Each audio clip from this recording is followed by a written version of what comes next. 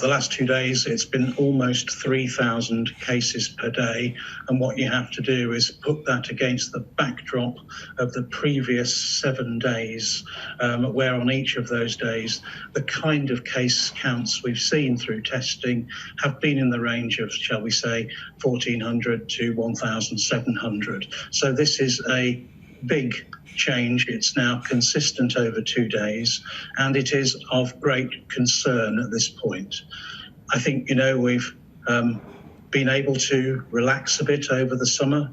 The disease levels have been really quite low in the UK through the summer, but these latest figures really show us that much as people might like to say, oh, well, it's gone away, this hasn't gone away. This is a virus we're going to have to live with. And if we're not careful, if we don't take this incredibly seriously from this point in, we're going to have a bumpy ride over the next few months. What is the reason, do you think, for such a considerable increase? Well, people have relaxed too much. And now is the time for us to re-engage and realise that this is a continuing threat to us. It's all very well saying that hospital admissions and deaths are at a very low level in the UK, which is true. But if you look further into the European Union, you can see that where case numbers rise, initially in the younger parts of the population, they do in turn filter through and start to give elevated rates of disease and hospital admissions in the older age groups. And we know that that then becomes a serious public health problem. So that's my concern, that if we don't get on top of this, if people don't start to take this seriously again, then there is a risk that that's where we will end up.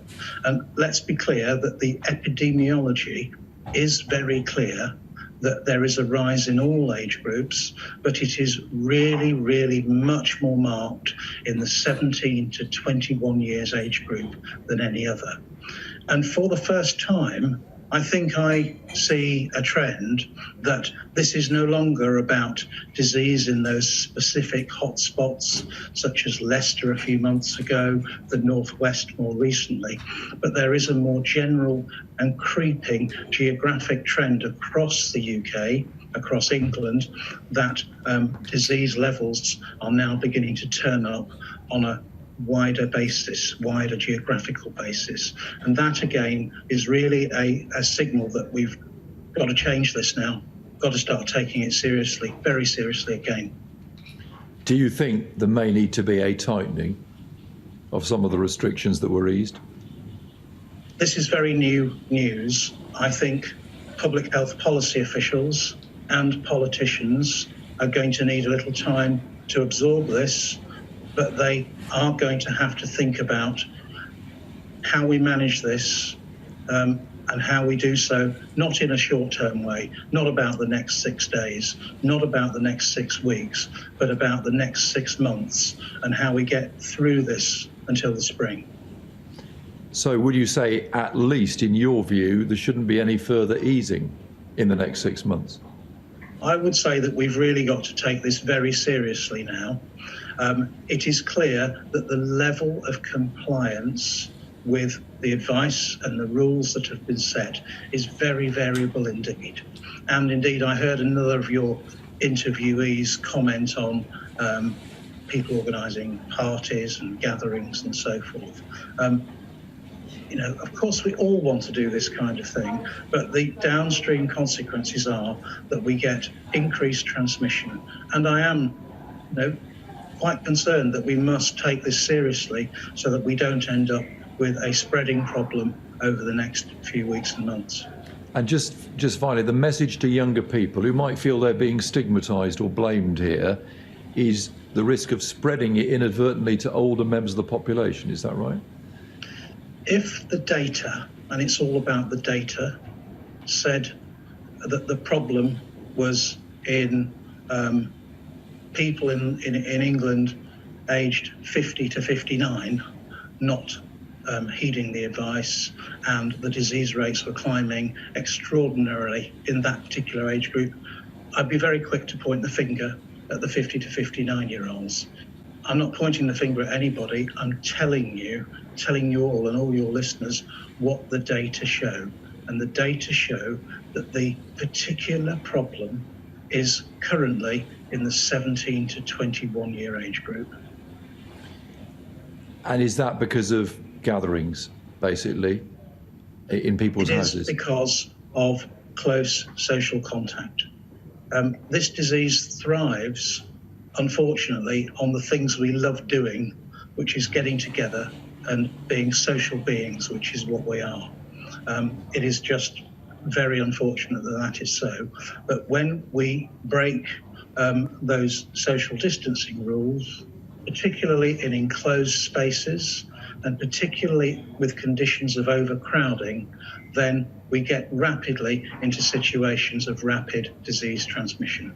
And just finally, explain again to the general audience why, if it's 17 to 21-year-olds who probably won't get seriously ill, there is a particular problem for wider society and why it leads to hospitalisations. 17 to 21-year-olds in company with really all other adult age groups shed the virus quite efficiently.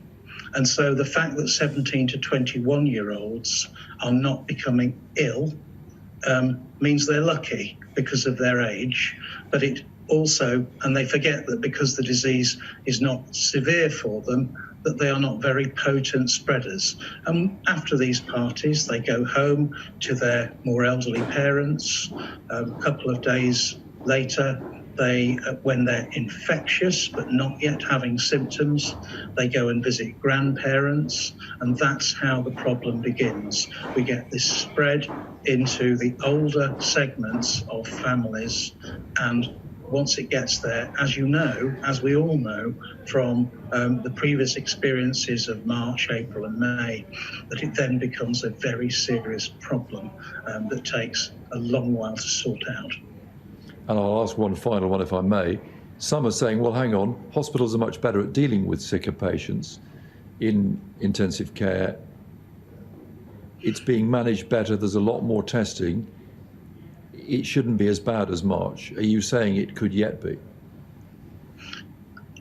You're right that physicians have become more experienced in managing COVID, but at this point in time, although we have the very important news that dexamethasone, a very common steroid, reduces mortality in seriously ill patients in hospital, it's a very important step forwards, but it's not a miracle cure. It's a long way from a miracle cure.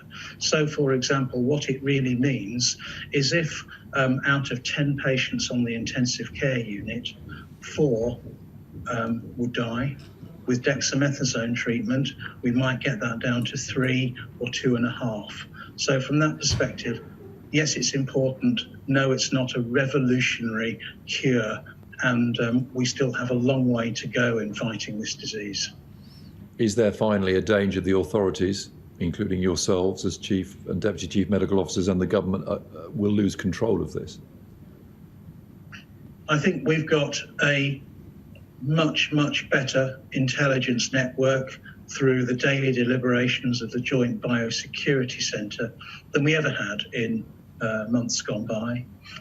We obviously have remarkably large quantities of testing that we can now do.